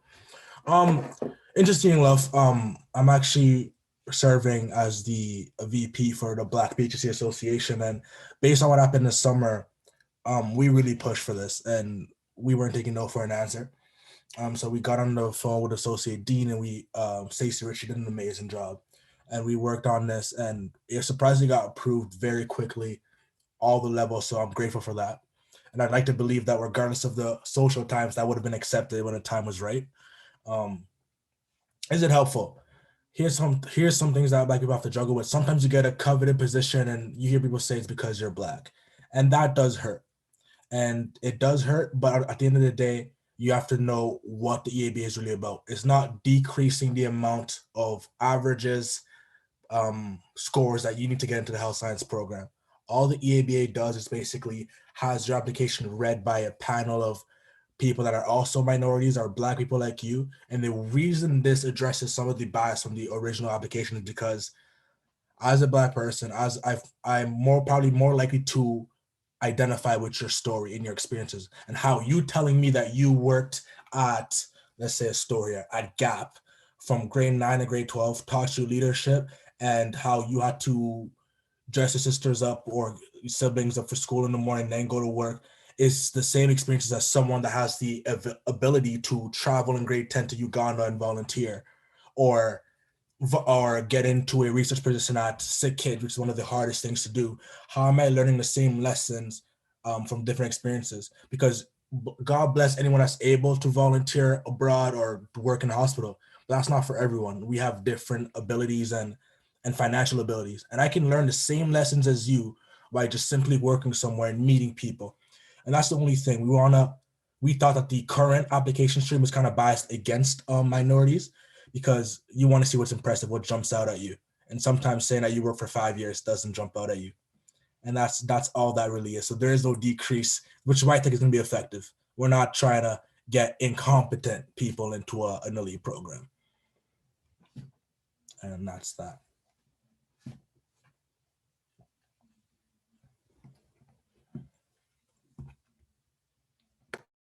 Obi, I don't know if there's a question that was asked that you would like to address. If not, it's okay. I'm pretty sure that Quasi addressed it in the comments. I'm looking at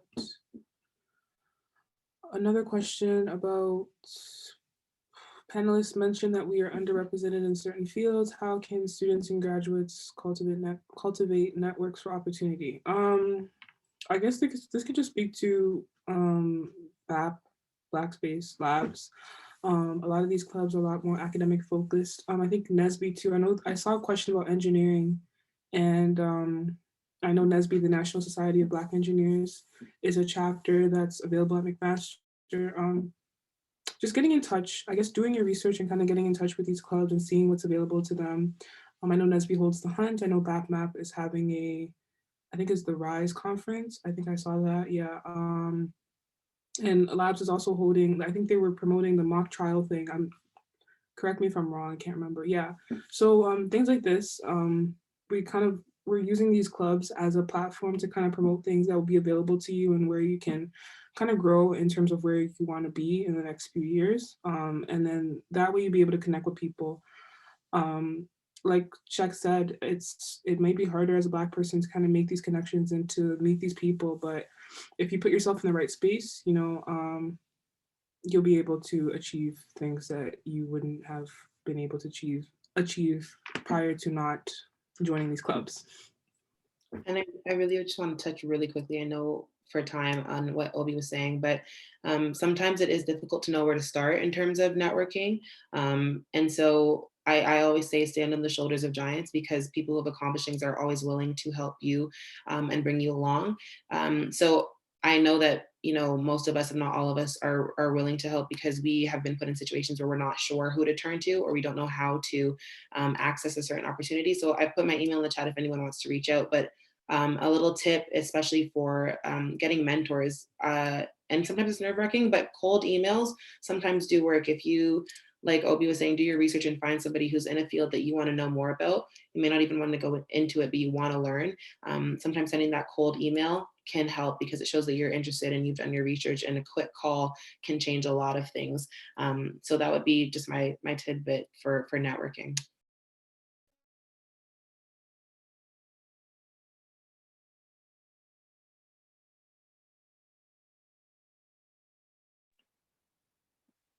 Okay, we got a couple more questions here. Just one here that says, how do we as a community flag moments of discrimination on campus, whether it be with faculty, admin, students, or guests? So I guess what this person is trying to say is just how do we hold our system accountable? How do we hold our school accountable? How are we going to do these things moving forward? And it's open to anyone. I can take a stab at it. I think seeing repercussions for actions would be nice, when something wrong does happen or something bad does happen. I think rather than, we need to do more at this point than to just say, don't do it again. We're adults, we know better, you shouldn't be, uninclusive or racist or discriminatory in that sense. And so I think making an example and like letting people know that certain actions and words are not acceptable would be a great start.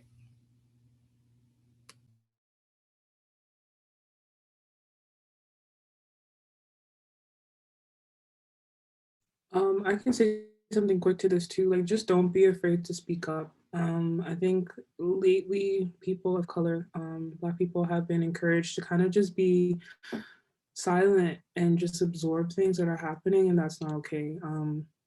It's not okay to absorb trauma. It's not okay to absorb situations where you're attacked or you're subject to opinions or just situations that it's just not okay. So if you like, even if you just want to reach out to someone, speak to a friend, speak to someone that you're in a club with, speak to an administrator, someone that you can trust.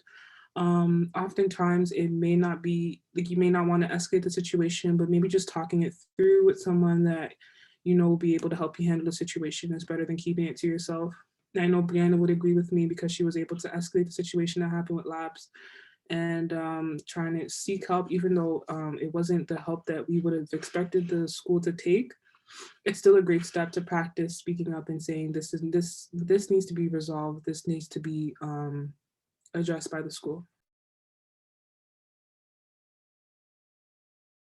For sure, I agree with that. And like we touched on before, just to keep it brief, I feel as though we need to have, when we do bring these problems to the attention of the school, I feel that we need to have, I feel like things need to be confronted and not just thrown under the rug, like some situations could be perceived as. I feel as though we have to have that that's what I'm looking for. I feel like we have to have that straightforwardness with the university and the students. So yeah, to add on to what you said, yeah, I feel like when we do bring these problems to the university, they have to really do something about them.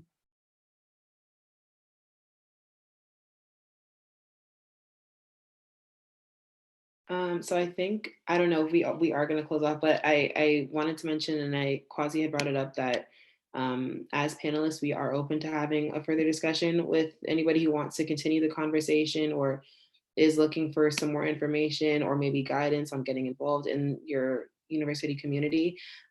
So just wanted to put that out there. I don't know if everybody is on LinkedIn, but my LinkedIn name is the name you see displayed. So if you weren't able to like see an email that any of us put in the chat, then feel free to reach out via that avenue as well.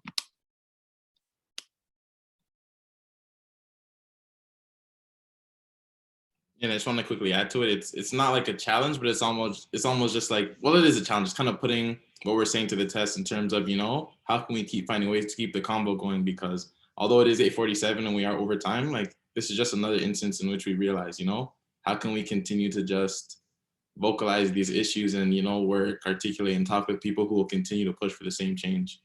And with that, I will hand it off to Brando, or if anyone else has to say anything. I just wanted to say right quick, I know it might be hard to take down everyone's emails. So, I mean, anyone could go through Quessy or however to get in contact with some of the panelists here and people involved.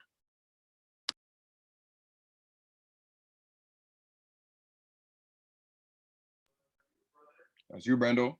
The host has to let me back in, so the host can let me back in. Unless I can disable it on a video. I mean, if the host doesn't want to let me back in. But.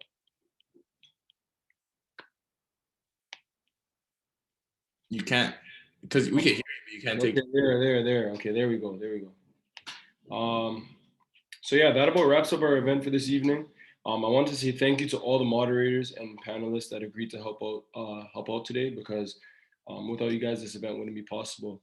I also want to say a special thanks goes out to Claire Arsenal, Mauad Issa, Patrick Tatum, Corey Grant, Tolu, Ojo, Shireen Harris, and many, many more that all had a playing part in making this event possible. And honestly, it wouldn't have been possible without any of you. So once again, as this event was undoubtedly a success, it is only another step in the right direction, but we all need constant action going forward to create the change that we have envisioned. So things like this just have to keep happening in order for us to really see the change that we want. But once again, I just want to say thank you all for attending our event and just have an amazing evening.